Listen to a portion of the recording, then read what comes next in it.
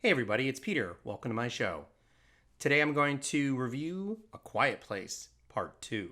So, fun fact, I was actually supposed to attend a screening of A Quiet Place Part 2 in March of 2020. As we all know, that was not going to work out. So, here I am, 14 months later. I got a screening invitation, very excited, and it's the first movie that I have seen in a theater in 14 months. So I think this Memorial Day weekend will be an interesting test to see the box office of A Quiet Place Part 2 and Disney's Cruella. Now, the Disney film you could see on Disney Plus for $29.99. I actually bought a ticket, so I'm going to go tomorrow at my local AMC, so hoping it's good. But I definitely think if you're a horror fan and you're 100% vaccinated, yeah, I would say check this movie out. Like, I'm a big horror movie buff, and actually, I know people who aren't even necessarily big horror movie buffs, but they really like the first one. So, the sequel, A Quiet Place Part 2, is written and directed by John Krasinski, starring Emily Blunt. It's mostly the same people, except for Cillian Murphy, who now joins the cast. So, A Quiet Place Part 2 has kind of a cool prologue opening. It takes place on day one.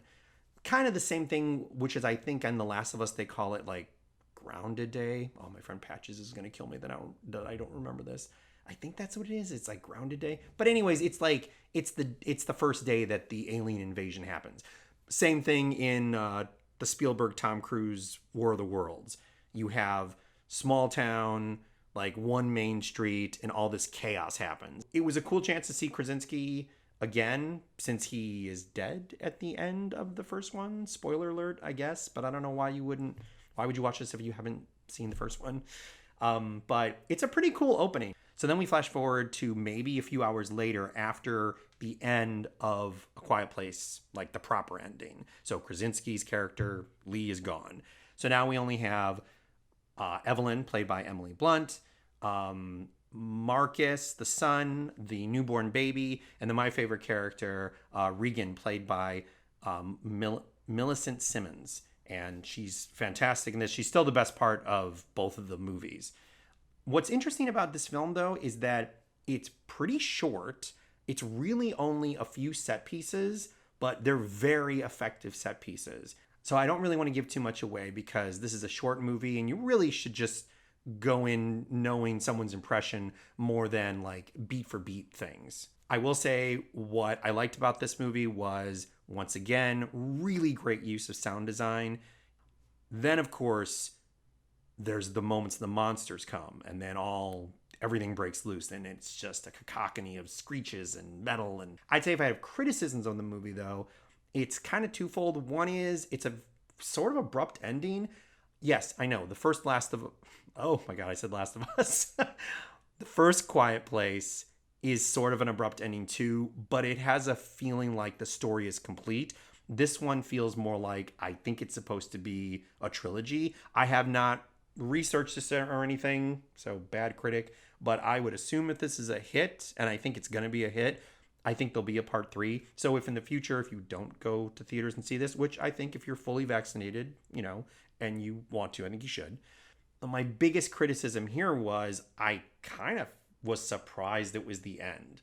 Like the credits went up and I was like, wait, is that it? And then I even stayed through the credits because I was like, oh, there's got to be like a post scene or something. There is not a post scene, which is cool because now you can just get up and leave. But I would have liked something. My other weird pet peeve that occurred to me when I was watching this, and maybe it's just a weird headspace I was in. What the heck are these monsters? Like, why are they attacking us? Why are they eating us? What's the deal?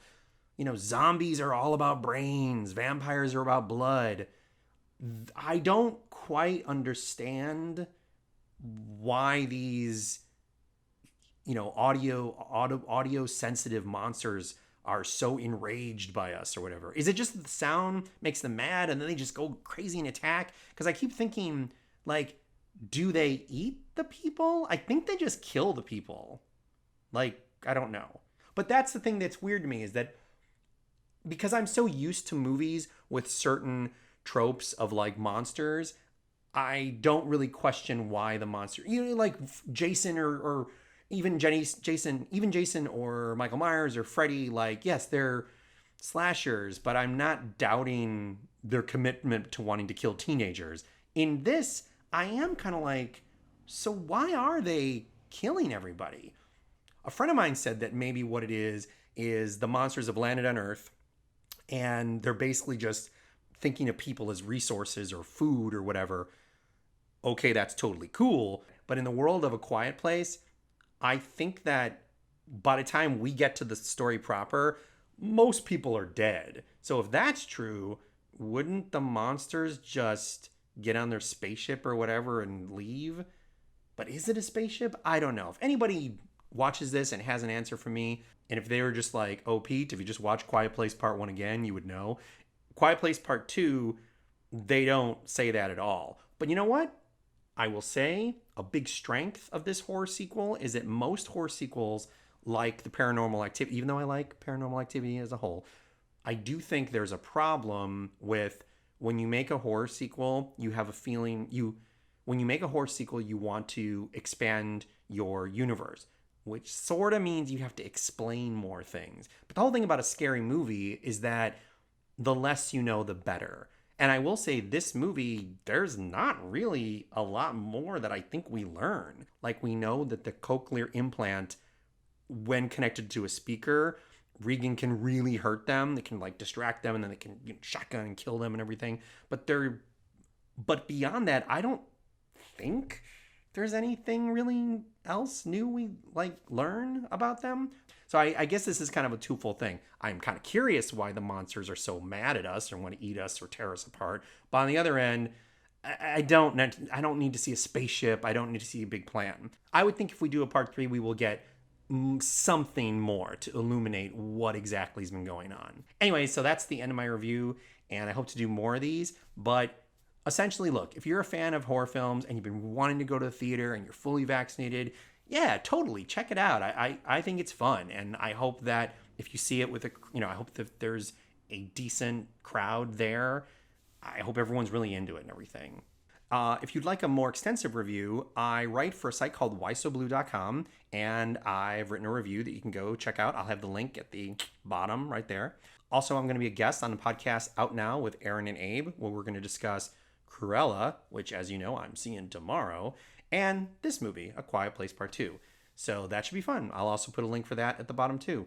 So I hope to see you guys again. Please hit like and subscribe, and have a great Memorial Day weekend. And remember, if you're at a theater and someone isn't complying to the rules, just grab your cochlear implant, turn up that portable speaker, and ward them off.